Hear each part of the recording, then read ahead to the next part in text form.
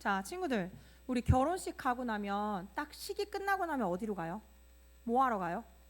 맞아요. 밥 먹으러 가요. 자, 이렇게 멋진 음식을 먹으러 가요. 맞아. 그쵸? 그래서 많은 음식이 차려져 있는 뷔페로 가서 사람들은 맛있는 식사를 하면서 막 결혼한 신랑 신부와 이야기를 나누고 서로 인사하는 시간을 가져요. 예전에 전도사님이 한 결혼식을 갔었는데 식이 끝나고 이제 식사를 하는데 사람들이 거기에 초대된 사람들이 식사를 마치지도 않았는데도 음식이 모자라서 음식도 떨어지고 음료수도 떨어지고 채워놓지 않는 걸 좀 보면서 이런 잔치에는 저희가 소위 말하는 이런 잔치에는 맛있는 걸 먹으면서 마시면서 사람들과 교제해야 하는데 먹을 것이 없어서 마실 것이 없어서 조금 안타까웠던 적이 있었어요. 자, 친구들 오늘 이야기는요. 아까 요한복음 말씀 잘 읽었나요?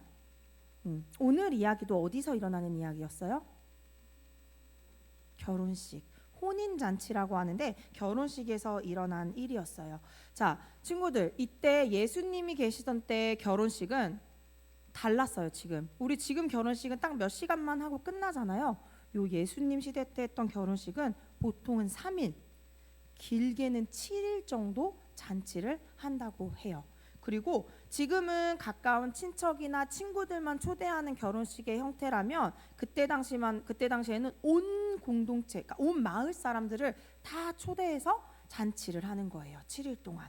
그래서 그리고 이제 그 필요한 음식과 마실 것들은 요 결혼식 신랑이 담당하는 그런 중요한 관습이 있었다고 해요. 자, 예수님도 예수님도 이 갈릴리 가나의 결혼식에 초대된 장면이 바로 오늘이에요. 자, 예수님과 제자들 그리고 예수님의 어머님도 갈릴리 가나에서 열리는 결혼식에 초대받아서 가셨어요. 그래서 한참 재미있게 사람들이 즐기고 먹고 결혼식 서로 축하해주고 신랑 신부도 축하해주고 하고 있는 자리에서 큰 문제가 생겼어요. 어떤 문제였는지 기억나요? 혹시 말씀 가운데?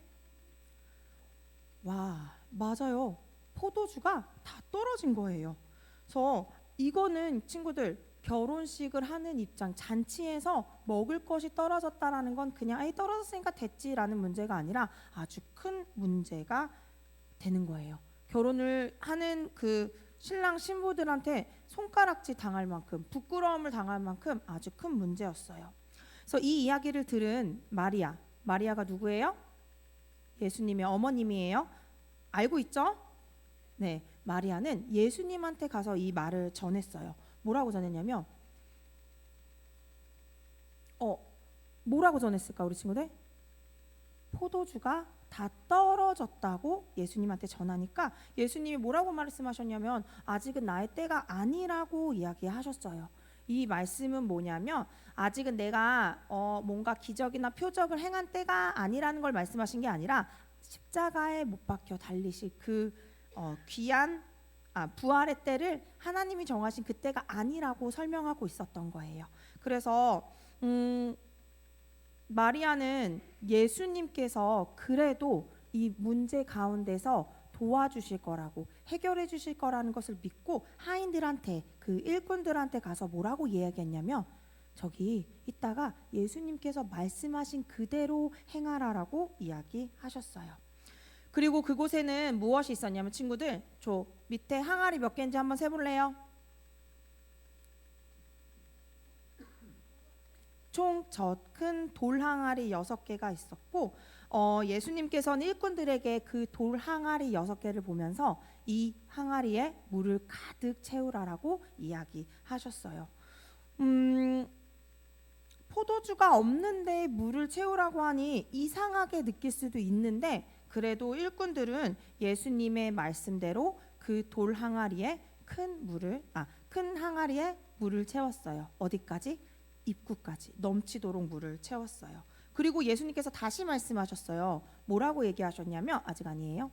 뭐라고 얘기하셨냐면 이 항아리를 가지고 저기 결혼식이 일어나고 있는 연회장으로 갖다 놓아라라고 이야기했어요.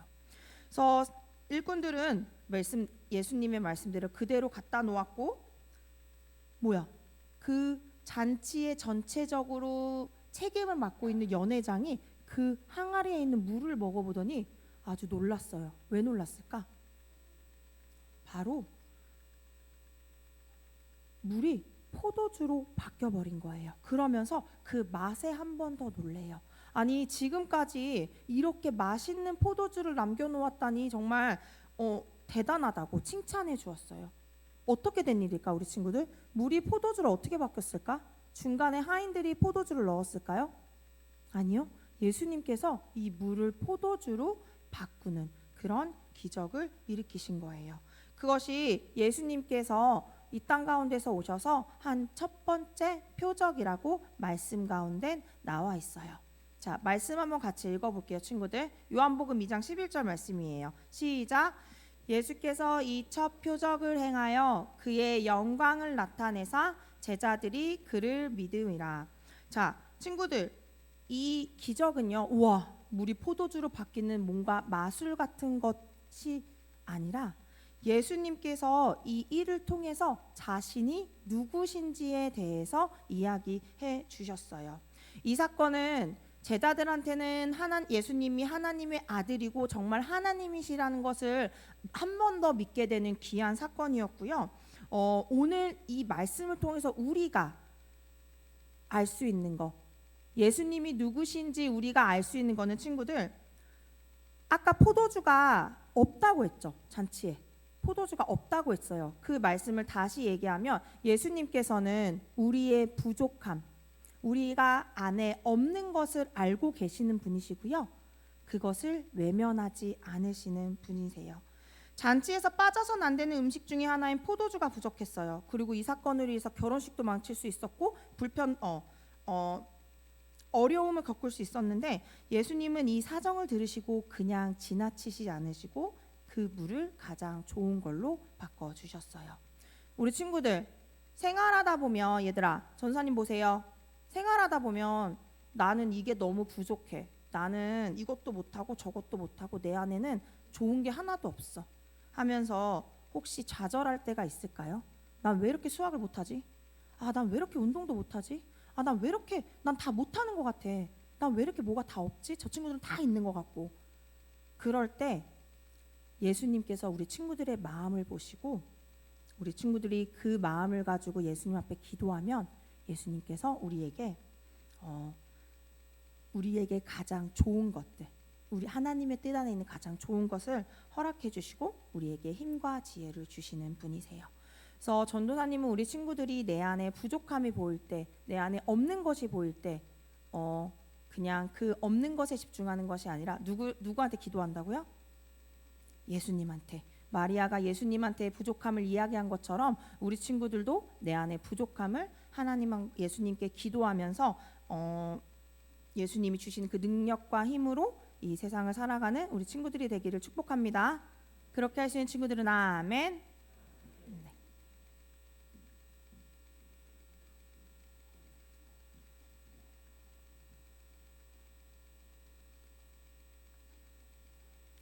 네, 여러분 반갑습니다. 잘 지내셨어요? 네. 인사를 좀 잘하고 시작해야 되는데. 여러분 평안하시죠? 그럼 여러분 이렇게 평안합니다. 목사님도 평안하세요. 이렇게 대답하세요. 여러분 평안하시죠? 네, 감사합니다. 이제 설교 시작해도 되겠다. 예, 저 이번 올해부터 제가 협동 목사예요. 예전에 우리 박은성 목사님이 저희 부목사님이었거든요. 근데 제가 지난번에 여기서 인사를 하는데 인생 끝까지 살아봐야 되겠다. 지금 제가 우리 담임 목사님 또 돕는 섬기는 이제 협동 목사로 여러분들 앞에 서게 됐습니다. 너무 기쁩니다. 저는 소개해 주신 대로 토라 클럽 코리아의 대표로 있고요. 유대인의 관점, 메시아닉 유대인들의 관점으로 공부하는 성경, 토라의 말씀을 가르치고 있습니다. 저는 그래서 유대인들과 많은 시간을 보내고요. 유대인들이 성경을 연구하고, 제가 말씀드린 유대인들은 신앙심 깊은 유대인들이에요. 예수님을 잘 믿는 유대인들입니다. 이분들이 성경을 열심히 연구하고 또 자신의 동족 유대인들에게 복음을 전하기 위해서 애를 쓰는 모습을 보면서 감동을 받습니다. 이분들을 통해서 성경을 공부하다 보면 이제껏 내가 알고 있고 내가 공부했던 것들에 대해서 다시 생각하게 돼요. 그 중에 한 부분이 이제 오늘 같이 이야기하려고 하는 이 경외라고 하는 주제입니다. 사실 하나님을 경외하라라고 하는 우리 개역 개정판 성경의 이 경외하라라고 하는 것은 사실은 조금 부드럽게 표현한 것입니다. 원어는 단순해요. 하나님을 두려워하라라는 것입니다. 근데 왠지 좀 마음에 안 들죠. 하나님을 사랑하면 사랑하시는 하나님을 두려워하라. 지난번에 제가 미국에서 어떤 장로교회, 미국 교회 예배에서 예배를 드리는데 목사님이 여성 설교자고 굉장히 유명한 목사님이신데 이분이 이 본문을 읽고 잠언서 1장에 주님을 경외하는 것이 모든 지식의 근본이거늘 이 말씀을 읽고 나서는 첫 번째 얘기가 뭐냐면 자기는 주님을 두려워하지 않는다는 거예요. 주님을 왜 두려워하느냐? 주님을 사랑하면 되지. 이렇게 말씀하시는 것을 들으면서 우리 많은 그리스도인들이 갖고 있는 솔직한 속내를 볼 수 있습니다. 여러분 하나님 사랑하세요? 여러분 하나님 두려워하세요? 내 목소리 좀 작아지죠? 네. 하나님 사랑해야지 뭐 두려워하느냐고 생각할 수 있어요. 특히 우리 젊은이들에게 하나님 두려워라 그러면 기분 나빠지죠. 두려워하게 두려워해. 요즘 아무도 안 두려워하잖아요. 옛날에 제가 학교 다닐 때는 선생님이 무서웠는데 요즘 선생님이 뭐 심한 말 하고 딱 못 끄네요. 다 카메라 끄면서 다 찍잖아요. 뭐가 두려워요? 얼마 전에 제가 토라를 가르치는 그룹하고 잠깐 모임을 가졌는데 거기에 어린이 치과 선생님이 한 분 계셨어요. 근데 이분이 그러더라고요. 어린이 치과에도 진상 손님이 있대요. 아니 어린이가 진상일 리는 없고 물어보니까 부모들이 진상이 있대. 그래서 조금 좀 치료가 마음에 안 든다 그러면 딱 폰을 꺼내놓고 지금은 더 녹음하겠습니다. 그러면서 이제 한다라는 거죠. 그래서 일을 하는 건 힘들지 않은데 도무지 자신의 권위와 자신의 위치를 인정해주지 않는 사람 때문에 삶이 힘듭니다라고 얘기하는 것을 들어보았습니다. 두려움이란 단어는 확실히 2026년을 살아가는 우리에게는 낯선 단어입니다. 우리는 두려워하고 싶지 않아요. 우리는 친해지고 싶고 사랑받았으면 좋겠고 사랑하면 좋죠. 그런데 성경은 하나님을 두려워하라고 얘기합니다. 맥락을 이해하셔야 돼요. 오늘 말씀 우리 같이 읽은 말씀 속에서 우리는 출애굽기의 시작의 사건을 보게 됩니다. 모세의 탄생 이전에 모세의 이 엄청난 출애굽의 사역 이전에 처음으로 나오는 두 명의 이름이 나옵니다. 그 이름은 시브라와 부하라고 하는 두 여인이에요. 어떤 유대인 전통은 이 두 여자가 모녀지간이었다라고 얘기하기도 합니다. 이 두 여자는 산파로서 당시 산부인과 의사와 같은 역할을 하면서 히브리 여자들 바로 이 이스라엘 자손들의 산모들의 아이를 받는 일을 하고 있었습니다. 그러나 이스라엘 백성이 늘어나는 것을 보고 두려움을 느낀 이 바로와 애굽의 집권자들은 비밀 명령을 주는 거죠. 남자아이가 태어나면 죽여라. 여러분 물론 이 내용은 조금 더 또 해석이 있어요.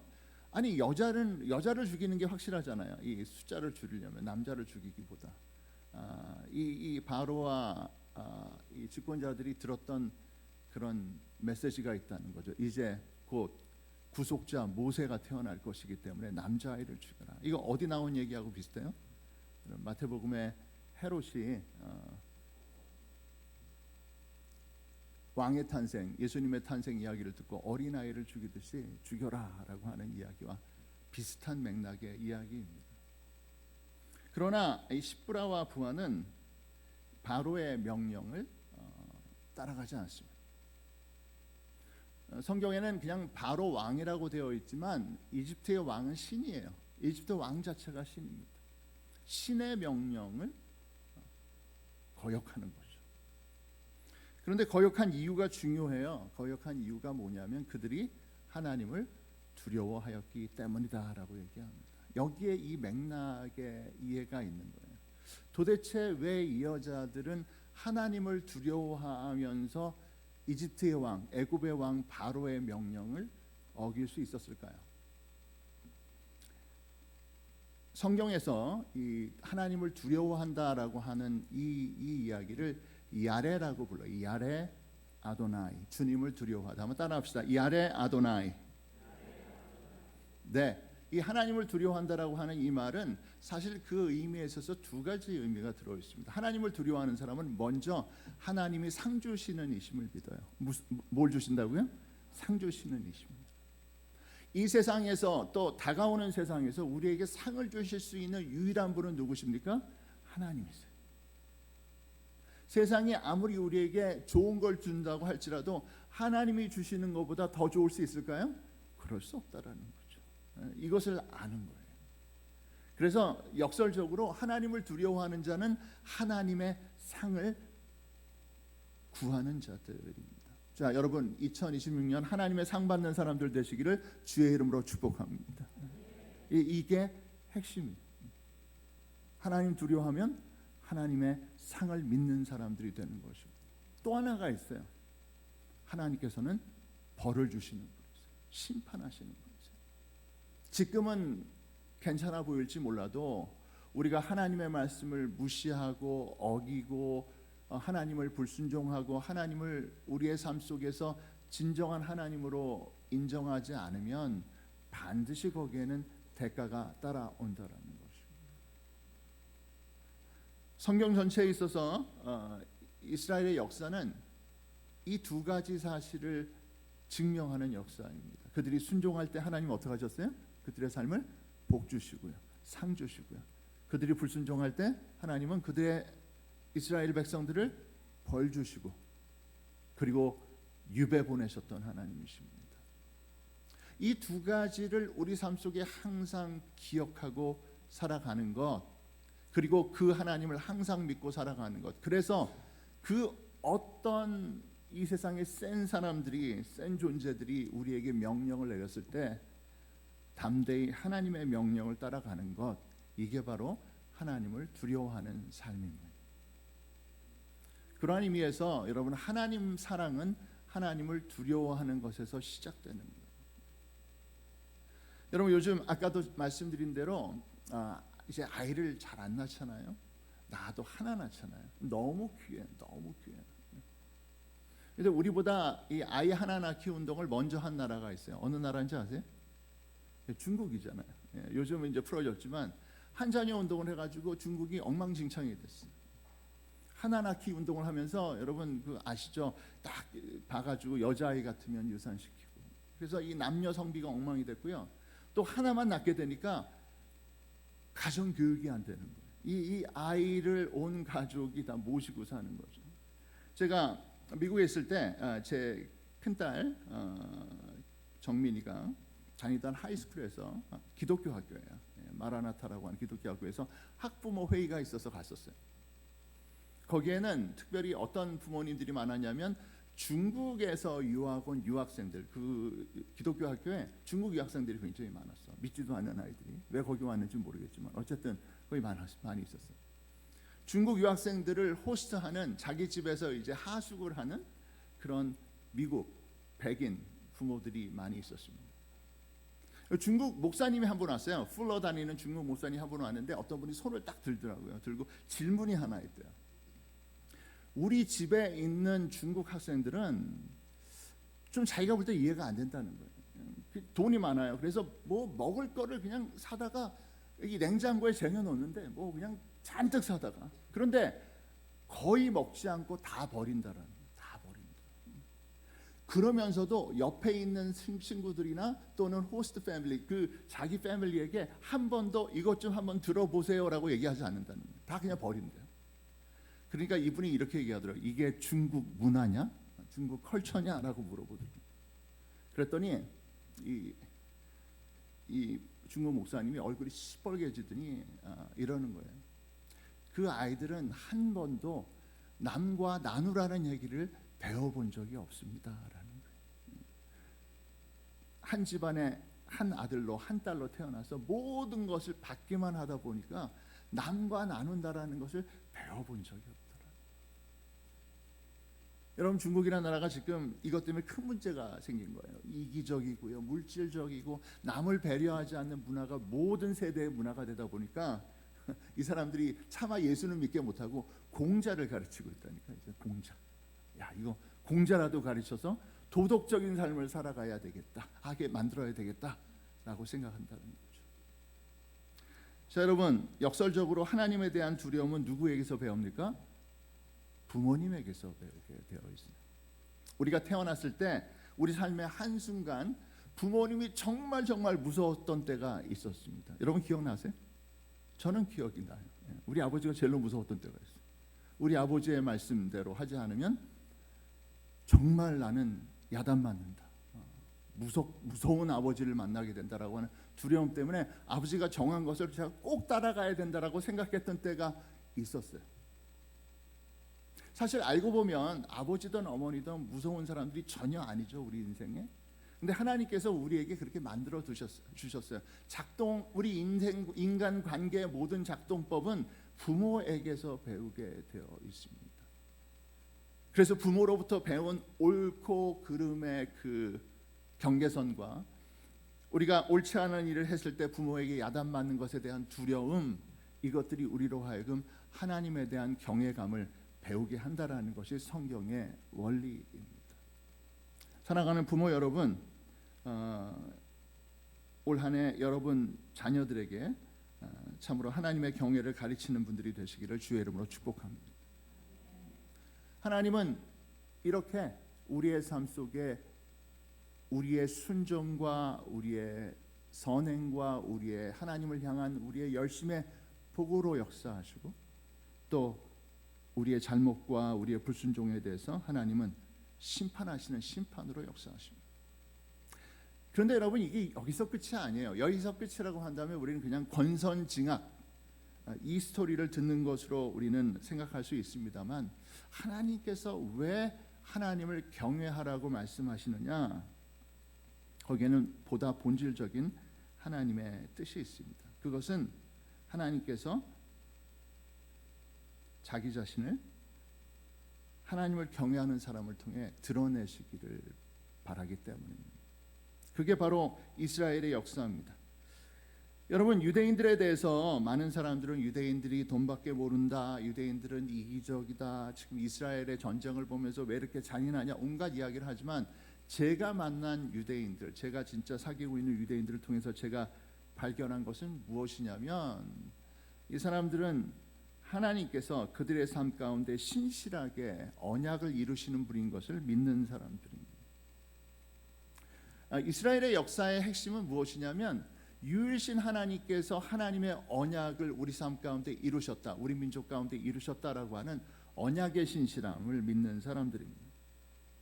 2000년 전으로 돌아가 보면요, 여러분 2000년 전에 예수님 계셨을 때 온 세계, 온 민족들, 온 세상, 온 나라들 중에 하나님을 믿는 민족은 딱 하나밖에 없었다는 사실 아세요? 그게 누구죠? 그게 이스라엘이에요.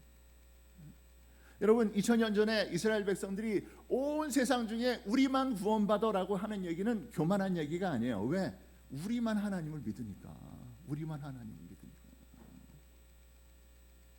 이스라엘 사람들이 우리에게 가르쳐 준 것은 바로 유일신 하나님의 신실하심. 그 신실하심은 약속을 지키시고 그 약속을 지키는 자에게 복 주시고 약속을 지키지 않는 자에게는 벌 주신다라고 하는 이 사실입니다. 하나님은 바로 이스라엘을 통해서, 신실한 이스라엘을 통해서, 신실한 유대인들을 통해서, 신실한 예수의 제자들, 예수님의 사도들을 통해서 자기를 계시하시는, 보여주기 원하세요. 권선징악, 내 개인의 삶의 복받음과 구원받음과 우리가 형통함과 장차 하나님 나라에서 우리가 영생 복락을 누리는 것에서 끝나는 게 아니라 하나님은 저와 여러분을 통해서 드러나기를 원하시는 거죠. 한번 따라합시다. 하나님은 나를 통해서 나타나신다. 자, 여러분, 하나님께서 여러분을 통해서 나타나십니다. 그것은 내가 잘나서도 아니고 내가 하나님을 열심히 경외하고 그분의 약속의 신실함을 믿고 순종하고 따라가니까 나를 본 자가 누구를 봐요? 하나님을 본다라는 것이죠.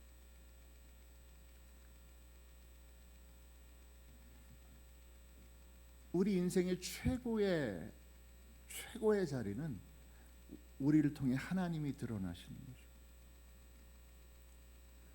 젊은이 여러분, 제가 여러분들의 삶을 볼 때 여러분의 삶에 참 어려움을 공감하게 됩니다. 요즘 AI 시대가 장난이 아니에요. 저희 그 친척들, 미국에 있는 친척들 아이들이 좋은 대학 나오고 좋은 대학에서 컴퓨터 사이언스부터 좋은 이공계 대학을 공부하고 나서 잡을 못 잡아요. 이 AI가 다 대체해 버렸어요. 법대를 나왔는데 뽑지를 않아요. 한국도 그래요. 뽑지를 않아요. AI가 더 잘해. 이제 변호사들보다. 아니, 이런 전공도 말할 것도 없고 우리 모든 삶의 영역이 이제는 우리가 상상하지 못하는 AI가 대체해가고 있어요. 저는 계속해서 교재를 번역하고 또 글을 쓰는 일을 많이 하고 있는데, 제가 5년 전에 이것을 시작했을 때에 비해서 5년이 지나고 나니까 시간이 10분의 1이 걸려요. 이 AI 툴 때문에. 여러분, 그런데 이 모든 게 바로 사람이 했던 일이거든요. 정말 어려운 시대를 만났어요. 정말 어려운 시대를 만났습니다. 여러분 요즘 이제 국제 정세 보면 이해가 안 되죠. 미국이 왜 저러나? 막 미쳐 돌아가잖아요. 자기 동맹국의 땅도 뺏겠다라고 그러고. 이제 조금 이따 저 미국 가야 되는데 깝깝해요. 진짜 깝깝해요. 막 시민들이 데모한다고 막 총 쏴서 죽여버리고. 우리가 알았던 미국이 아니에요. 우리가 알았던 민주주의 미국이 아니에요. 근데 여러분, 보다 본질적으로요, 이제는 옛날 같은 시대로 우리가 돌아갈 수 없는 그러한 시대를 살고 있어요. 미국의 문제가 아니고요, 중국의 문제가 아니고요, 오늘 이 시대 우리 인간이 감당하지 못하는 그러한 기술혁명이 이제는 우리가 알고 있던 시대를, 세상을 완전히 뒤집어 엎고 있습니다. 농담이 아니에요, 여러분. 앞으로 1년 후, 2년 후, 5년 후 우리는 한 번도 보지 못한 세상을 보게 될 것입니다. 그런데 여러분, 제가 AI를 연구하는 학자들과 또 토라를 공부하면서 제게 이런 질문을 하세요. 목사님, AI가 하지 못하는 게 뭐가 있죠? AI가 다 하잖아요. AI가 하지 못하는 게 뭐가 있죠? 여러분, AI가 요즘 설교도 잘해요. 설교도 딱 집어넣으면요, 기가 막히게 설교 대지를 잡아줍니다. 물론 제 설교는 AI 설교는 아니에요. 여러분, AI가 하지 못하는 게 하나님을 경외하는 거예요. 하나님은 AI를 통해 나타나지 않으십니다. 하나님은 아무리 똑똑한 AI, 챗GPT가 됐던, 제미나이가 됐던 그 어떠한 것도 하나님은 그것을 통해 나타나지 않으세요. 하나님은 저와 여러분을 통해 나타나기를 원하십니다. 2026년 하나님은 하나님을 드러내 보이시기 원하세요. 이 한국 사회 속에서, 이 경쟁이 치열한 세계 속에서 우리 젊은이들이 일하는 일터에서 하나님을 드러내기 원하십니다. 누구를 통해 드러나실까요? 똑똑한 사람? 잘난 사람? 아니요. 하나님을 경외하는 사람을 통해 하나님은 드러나기를 원하십니다. 그게 하나님의 마음이에요. 나를 경외하라라는 말씀에 양면에 있는 하나님의 말씀은 내가 너를 통해 드러나기를 원한다라는 것입니다. 여러분, 하나님께서 여러분을 통해 드러나게 되는 놀라운 은혜가 있기를 주의 이름으로 축복합니다. 여러분, 그것은 우리의 잘남과 상관없어요. 우리의 뛰어남과 상관없어요. 우리가 하나님과 어떠한 관계 속에 있느냐, 하나님을 어떻게 우리가 믿고 따르고 있느냐, 이것이 하나님께서 우리를 통해 드러나는 하나님의 한 가지 판단 요건입니다. 아브라함을 선택하시고 아브라함의 자손을 선택하신 것은 아브라함의 자손들이 의롭고 착하고 똑똑하기 때문이 아닙니다.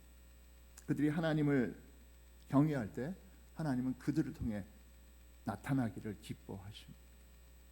예수 그리스도를 통해서 아브라함의 자손된, 믿음의 자손된 우리도 마찬가지예요. 하나님은 우리를 통해 드러나기를 원하십니다.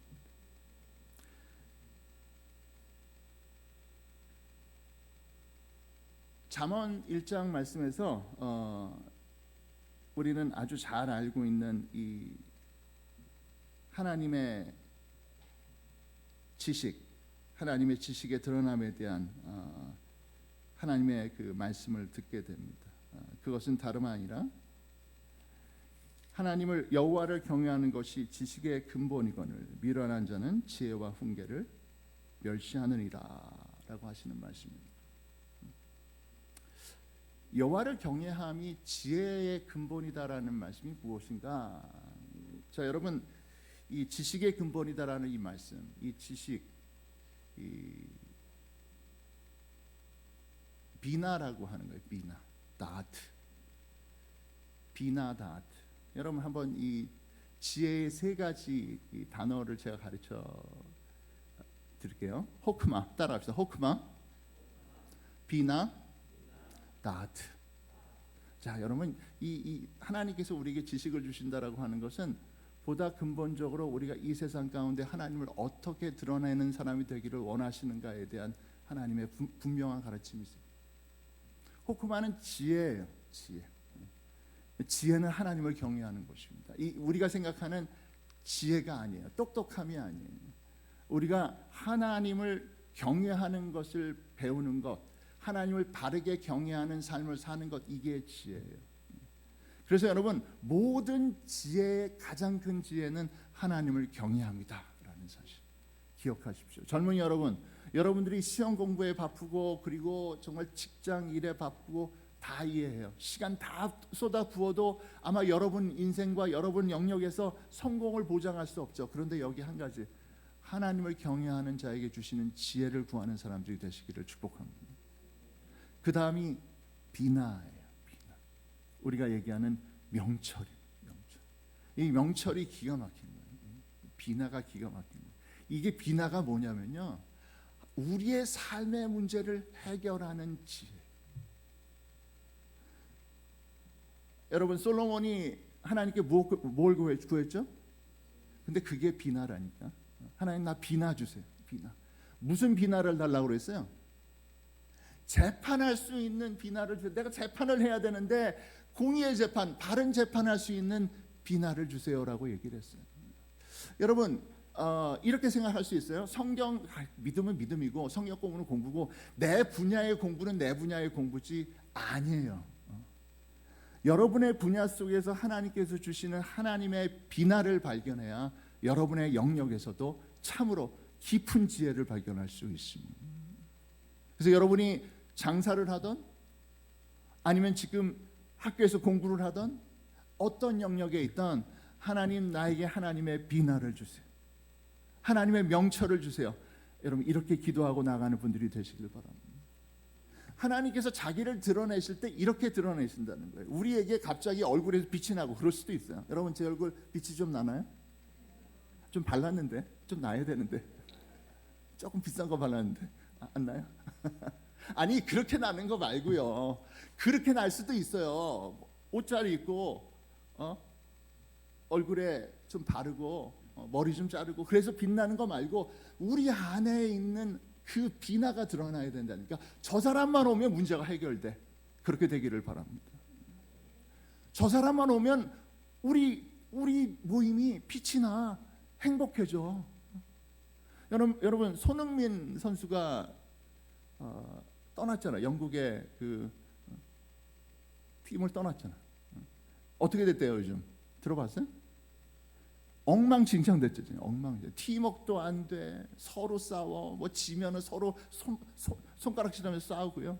손흥민 선수가 주장일 때 잘했던 게 뭐냐면 원정 경기 가면요, 그 자기를 응원하는 팀 그 관객이 몇십 명이 왔을지라도 거기 온 선수들이 가서 인사했다라는 거예요. 그런 전통 다 없어졌다는 거예요. 엉망진창이 되는 거예요. 손흥민이 없으니까 지금 피해가 얼마나 나냐? 7천억 정도가 피해가 났다 그래요. 손흥민 하나 빠지고 나니.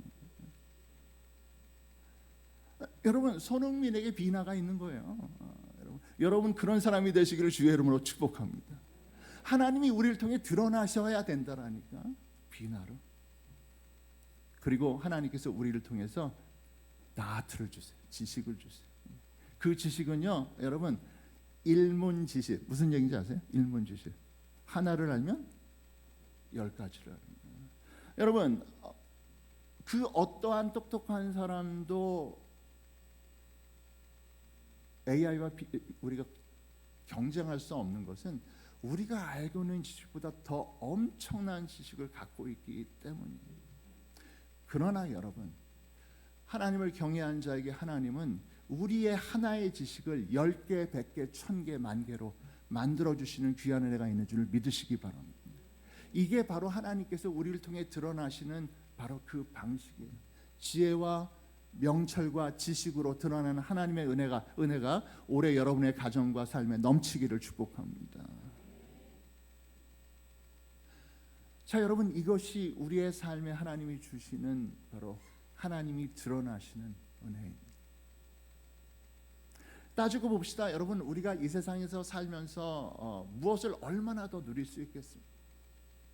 더 큰 집을 가시면 행복하겠어요?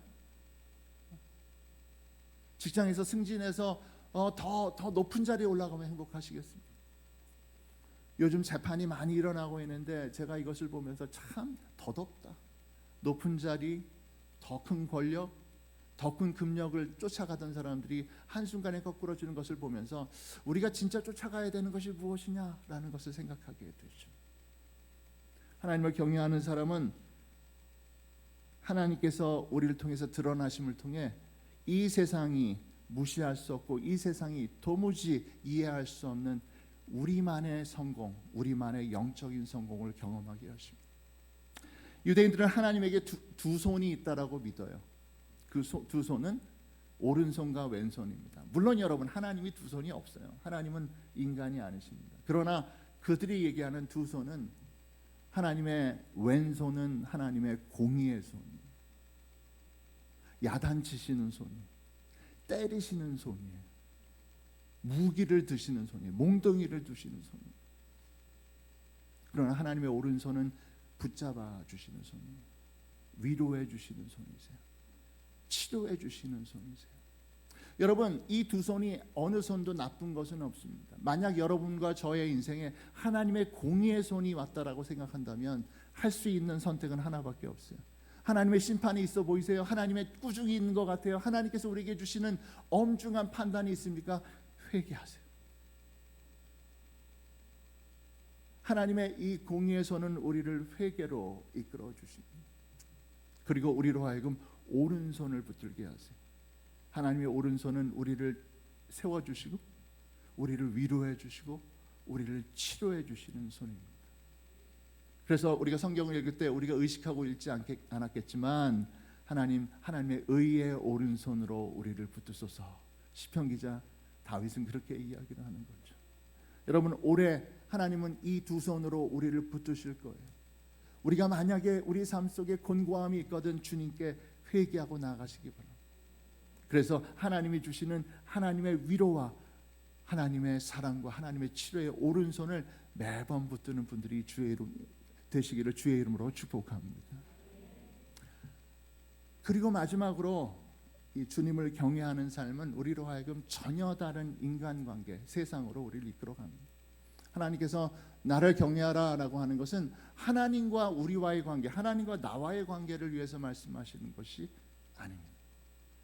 본질적으로 하나님께서는 우리로 하여금 행복한 가정, 행복한 교회, 행복한 공동체, 행복한 나라를 만들기를 원하세요.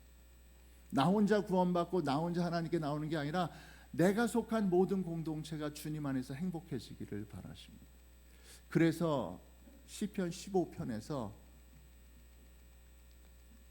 다윗은 우리에게 이렇게 도전해요. 한번 같이 읽어볼까요? 다 같이 읽겠습니다. 여호와여, 주의 장막에 머무를 자 누구오며 주의 성산에 사는 자 누구오니까? 정직하게 행하며 공의를 실천하며 그의 마음의 진실을 말하며 그의 혀로 남을 허물하지 아니하고 그의 이웃에게 악을 행하지 아니하며 그의 이웃을 비방하지 아니하며 그의 눈은 망령된 자를 멸시하며 여호와를 두려워하는 자들을 존대하며 그의 마음에 서원한 것은 해로울지라도 변하지 아니하며 이자를 받으려고 돈을 구워주지 아니하며 뇌물을 받고 무죄한 자를 해하지 아니하는 자이니 이런 일을 행하는 자는 영원히 흔들리지 아니하리이다. 아멘. 시편의 말씀은 우리에게 주님을 경외하는 자가 경험하는 새로운 인간관계, 새로운 공동체에 대해서 말씀해 주세요. 주님의 장막에 머무를 자 누구입니까? 주님의 임재 앞에 들어갈 수 있는, 주님의 거룩한 임재 앞에 멀쩡하게 살아서 들어갈 수 있는 의로운 사람, 하나님을 두려워하는 사람은 누구입니까? 이 말씀은 역설적으로 우리 이웃과의 관계를 가르쳐 줍니다. 우리 이웃과의 관계 속에서 정직을 행하며 공의를 실천하며 그의 마음에 진실을 말하며 그의 혀로 남을 허물하지 아니하며 그의 이웃에게 악을 행하지 아니하며 그의 이웃을 비방하지 아니하며 그의 눈은 망령된 자를 멸시하며 여호와를 두려워하는 자들을 존대하며 그의 마음에 서원한 것은 해로울지라도 변하지 아니하며 이자를 받으려고 돈을 구워주지 아니하며 뇌물을 받고 무죄한 자를 해하지 아니하는 자이니 이런 일을 행하는 자는 영원히 흔들리지 아니하리이다. 자, 여러분, 주님을 두려워한다라고 하는 것은 행복의 초대입니다. 새로운 관계로의 초대. 한 번도 누려보지 못한 형제의 진정한 필라델피아로 초대하는 것입니다. 이것이 바로 천국 아래 살아가는 삶이고 이것이 바로 예수의 제자들만이 누리는 참다운 하늘의 평강과 하늘의 기쁨입니다. 온 세상이 그렇게 되었으면 좋겠지만 온 세상은 그렇게 되는데 한참 시간이 걸릴 거예요. 그러나 여러분, 여러분의 가정은 그렇게 되시기를 바랍니다.